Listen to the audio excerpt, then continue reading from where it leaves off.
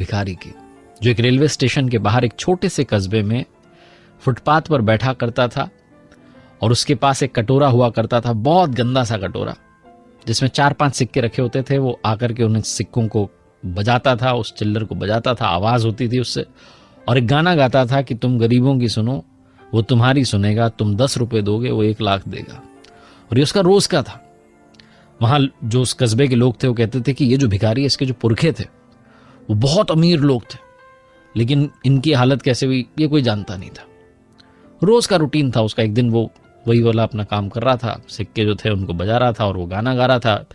इक्के दुक्के लोग जो वहां से निकल रहे थे, किसी को दया आती तो डाल जाते थे सिक्के, वरना अपना आगे बढ़ जाते थे। एक पैसेंजर बहुत जल्दी में आया, उसे ट्रेन पकड़नी थी और उसने देखा कि एक भिखारी वहां बैठा हुआ है, कटोरे में सिक्के उन्हें बजा रहा है और गाना गा रहा है कि गरीबों की सुनो तुम्हारी सुनेगा।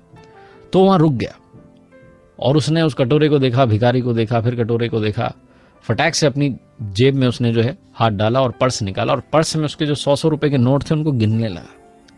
तो भिखारी को लगा कि काश इसमें से एक नोट मिल जाता, और उसने उस भिखारी की तरफ, वो जो आदमी था, पैसेंजर था, उसने 10 नोट बढ़ा दिए और कहा ये लो 1000 रुपए, क्या तुम मुझे कटोरा दोगे? भिखारी सोचने लगा कि 10 नोट दे रहा है। उस आदमी ने कहा लो 10 और 20 नोट लो, क्या तुम अब मुझे कटोरा दोगे? भिखारी को सबसे बढ़िया फायदे का सौदा लगा। तुरंत उसने कहा हाँ जी हाँ जी लो तुम कटोरा, मुझे 20 नोट दो। 2000 रुपए उसने रखे भिखारी ने, और ज्यादा देर रुका नहीं। भिखारी ने कहा गाना वाना बंद करो, चलो निकलो। फटाक से उसने अपना जो था वो बोरा जो था समेटा, सारा झोला उला उठाया और चल दिया, स्पीड में बढ़ गया दूसरी दिशा में। और ये जो आदमी था, जो पैसेंजर था, इसको भी लगा कि इससे पहले कि भिखारी का मूड चेंज हो जाए, कहीं कटोरा वापस ना मांग ले, ये भी अंदर स्टेशन में भाग गया और जाकर के ट्रेन में बैठ गया। बस इंतजार करने लगा कि भिखारी वापस ना आ जाए। ट्रेन ने हॉर्न बजाया, स्टेशन छोड़ा, इसको सांस में सांस आई। इसने कहा चलो अब वापस नहीं आएगा। इसने जिस बैग में उस कटोरे को रखा था, अंदर हाथ डाल करके उसको टटोला के रखा हुआ है ना, और उसका वजन जो है वो नापने लगा, वो आधे किलो का लगभग कटोरा था। ये जो आदमी था, जो पैसेंजर था, कोई मामूली पैसेंजर नहीं था, एक बहुत बड़ा जौहरी था।